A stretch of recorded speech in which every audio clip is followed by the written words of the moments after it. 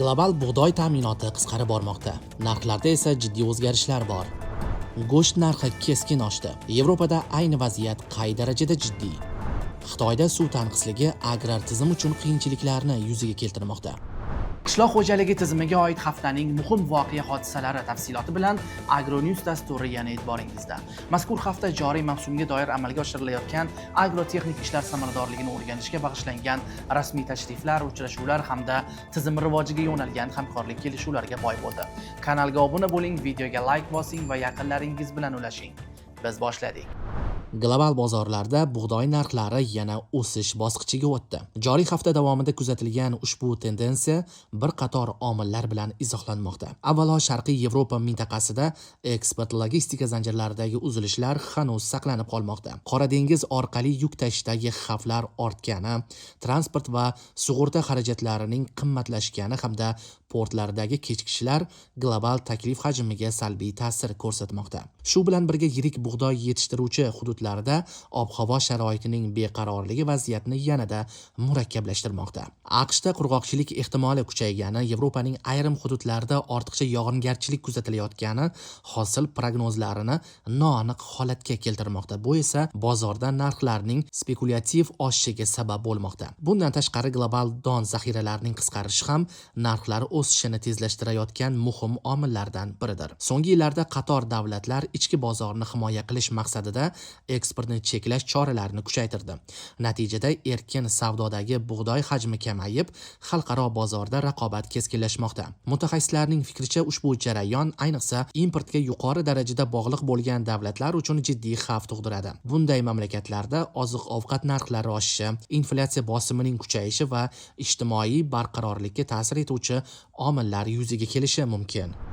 Toshkent davlat agrar universitetida O'zbekiston va Niderlandiya o'rtasida qishloq xo'jaligi sohasidagi hamkorlikka bag'ishlangan xalqaro simpozium bo'lib o'tdi. Tadbirda qishloq xo'jaligi vaziri Ibrohim Abdurahmonov, Niderlandiya delegatsiyasi, vazirlik va idoralar, ilmiy doiralar hamda xalqaro tashkilotlar vakillari ishtirok etdi. Tadbirni qishloq xo'jaligi vaziri Ibrohim Abdurahmonov ochib berar ekan, u o'z nutqida so'nggi yillarda agrar sohada amalga oshirilayotgan islohotlar, investorlar uchun yaratilayotgan imkoniyatlar haqida batafsil to'xtalib o'tdi. Shuningdek, oziq-ovqat xavfsizligini ta'minlashda Yevropa davlatlari, xususan Niderlandiya bilan hamkorlik muhim ahamiyat kasb etishi ta'kidlandi. Marosim doirasida Ibrohim Abdurahmonov Niderlandiya qirolligining qishloq xo'jaligi, baliqchilik, oziq-ovqat xavfsizligi va tabiat vazirligi bosh fitosanitari o'rinbosari Lianne Kersbergen bilan uchrashdi. Muloqot davomida tomonlar o'zaro hamkorlikni mustahkamlash, qishloq xo'jaligida zamonaviy yondashuvlarni keng joriy etish va qo'shma loyihalar ko'lamini kengaytirish masalalarini muhokama qildilar. Uchrashuvda issiqxona xo'jaliklarini rivojlantirish, aqlli texnologiyalarni joriy etish, eksport salohiyatini oshirish hamda soha mutaxassislari uchun amaliy seminarlar tashkil etish ustuvor yo'nalishlar sifatida belgilandi. Shuningdek, Niderlandiya tajribasi asosida energiya tejamkor, yuqori samarador issiqxonalarni barpo etish, hosildorlikni oshirish va mahsulot sifatini xalqaro standartlar darajasiga yetkazish masalalari muhokama markazida bo'ldi. Shundan so'ng delegatsiya rahbarlari ishtirokida ikki tomonlama hujjatlarni imzolash marosimi bo'lib o'tdi. Imzolangan hujjatlar orasida eng muhimlaridan biri O'zbekiston Niderlandiya qishloq xo'jaligi simpoziumi protokoli bo'lib, u kelgusidagi hamkorlikning ustuvor yo'nalishlarini belgilab, tizimli aloqalarni mustahkamlashga xizmat qiladi. Shuningdek, O'zbekiston Respublikasi Qishloq xo'jaligi vazirligi, Dutch Greenhouse, Delta hamda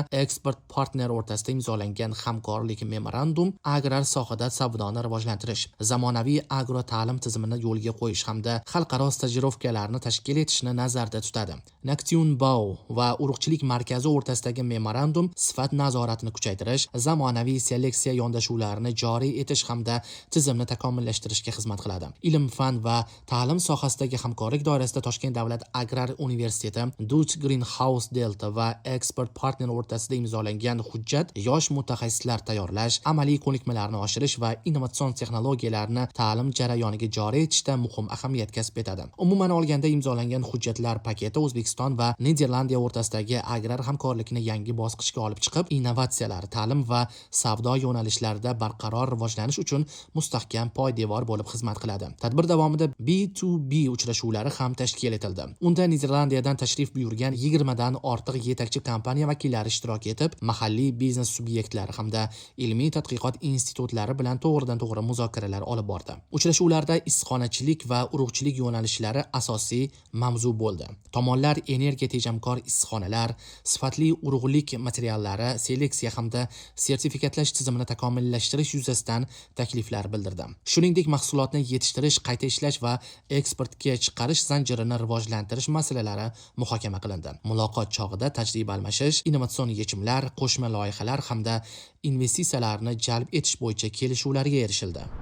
Yevropada chorvachilik sektori jiddiy bosim ostida qolmoqda. Joriy hafta davomida bir qator mamlakatlarda fermer xo'jaliklari ishlab chiqarish hajmini qisqartirayotgani kuzatildi. Bunga yem-xashak narxining keskin oshishi, energiya resurslari qimmatlashuvi hamda ekologik talablarning kuchayishi sabab bo'lmoqda. Elektr va gaz narxining oshishi ishlab chiqarish jarayonlari, jumladan fermalarni isitish va sovutish xarajatlarini keskin oshirdi. Bu holat ayniqsa sut chorvachiligi va parranda yetishtirish yo'nalishlarida yaqqol sezilmoqda. Shu bilan birga ekologik talablarning kuchaytirilishi fermerlar zimmasiga qo'shimcha majburiyatlar yuklamoqda. Mazkur omillar ta'sirida go'sht va sut mahsulotlari ishlab chiqarish hajmi keskin kamaygan. Bu esa bozorda taklif qisqarishiga va narxlar oshishiga olib kelmoqda. Qishloq xo'jaligi vaziri o'rinbosari Jamshidjon Abduzuhurov boshchiligidagi delegatsiya Afg'onistonga tashrif buyurib, Afg'oniston qishloq xo'jaligi, irrigatsiya va chorvachilik vaziri Otaulloh Umariy bilan uchrashdi. Unda so'nggi yillarda O'zbekistonda amalga oshirilayotgan agrar islohotlar keng muhokama qilindi. Afg'oniston tomoni O'zbekiston bilan yaqin qo'shnichilik aloqalari yuqori darajada rivojlanayotganini ta'kidlab, hamkorlik uchun minnatdorlik bildirdi. Muzokaralarda chorvachilik, meva-sabzavotchilik, meva ko'chatlarini tashkil etish, qishloq xo'jaligini raqamlashtirish, don va moyli ekinlar, paxtachilik, 100 gektarlik do'stlik bog'i barpo etish, shuningdek afg'on fermerlarining malakasini oshirish va ilm-fan yo'nalishlarida hamkorlikni kengaytirish masalalari ko'rib chiqildi. Yakunda esa ikki davlat o'rtasida qishloq xo'jaligi sohasidagi hamkorlikni rivojlantirish bo'yicha aniq yo'l xaritasi ishlab chiqish va uni bosqichma-bosqich amalga oshirish yuzasidan kelishuvga erishildi.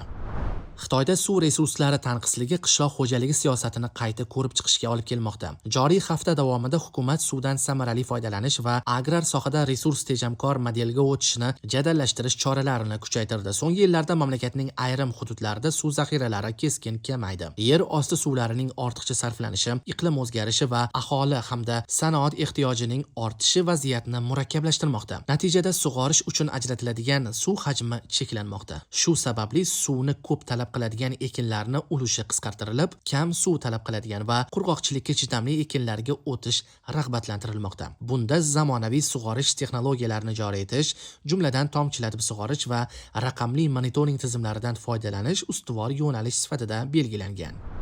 Qishloq xo'jaligi vaziri Ibrohim Abdurahmonov Qoraqalpog'iston Respublikasi, Xorazm, Samarqand va Jizzax viloyatlariga tashrif buyurib, hududlarda amalga oshirilayotgan agrar islohotlar holati va ularning samaradorligi bilan tanishdi. Tashrif davomida paxta maydonlari ko'zdan kechirilib, agrotexnik tadbirlarning borishi, chigit ekish bo'yicha olib borilayotgan keng ko'lamli ishlar, ekinlarning holati, rivojlanish ko'rsatkichlari va xorijiy navlarning joriy etilishi bilan bog'liq masalalar muhokama qilindi. Bundan tashqari, hududlarda yetishtirilayotgan boshqa turdagi qishloq xo'jaligi ekinlarining yetilish jarayonlari ko'zdan kechirildi. Tashrif davomida vazir sho'r yuvish ishlari bilan ham yaqindan tanishdi. U fermerlarga suv resurslaridan oqilona foydalanish va zamonaviy agrotexnologiyalarni joriy etish orqali yuqori natijaga erishish mumkinligini ta'kidladi. O'rganish davomida Ibrohim Abdurahmonov 40 nafar migratsiyadan qaytgan yoshlarga teng taqsimlanib, foydalanishga topshirilgan ekin maydonlarida parvarish qilinayotgan qovun navlarining hozirgi holati bilan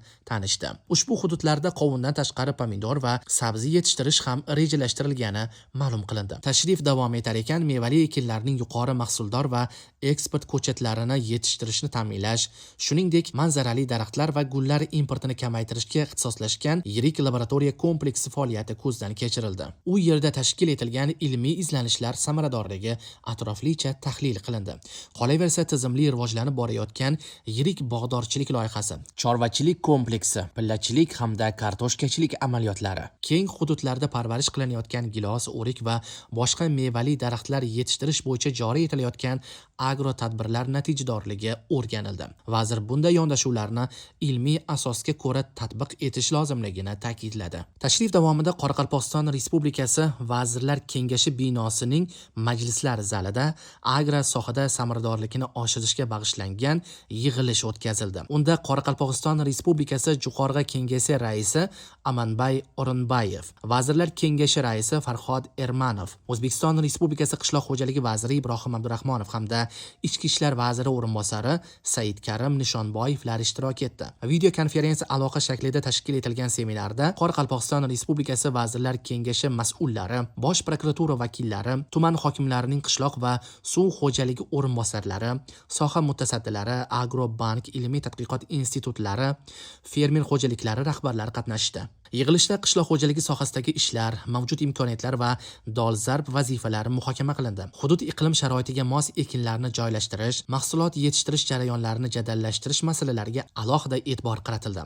Ahamiyatlisi yig'ilishda 430 nafar natijadorligi past bo'lgan fermer xo'jaliklari vakillari ham ishtirok etdi. Ularga biriktirilgan 89 nafar ustoz fermerlar tomonidan amalga oshirilishi lozim bo'lgan ishlar va amaliy chora-tadbirlar ko'lami belgilab berildi. Muloqot chog'ida asosiy e'tibor fermer xo'jaliklari faolligini oshirish, ularning tashabbuskorligi va mas'uliyatini kuchaytirish, zamonaviy agrotexnologiyalarni keng joriy etish orqali hosildorlikni sezilarli darajada oshirishga qaratildi. Shu bilan birga ilm-fan yutuqlari, innovatsion yondashuvlar hamda resurs tejamkor texnologiyalarni amaliyotga joriy etish bugungi kunning dolzarb vazifasi ekani alohida ta'kidlandi. Vazir o'z nutqida agrar sohada yuqori samaradorlikka erishishda ilm-fan yutuqlarini amaliyotga keng joriy etish muhim ahamiyat kasb etishini aytib o'tdi. Shuningdek, fermerlarga agrotexnik tadbirlarni ilmiy asosda tashkil etish, hosildorlikni oshirish va ishlab chiqarish samaradorligini yuksaltirish bo'yicha zarur ko'rsatma va tavsiyalar berildi.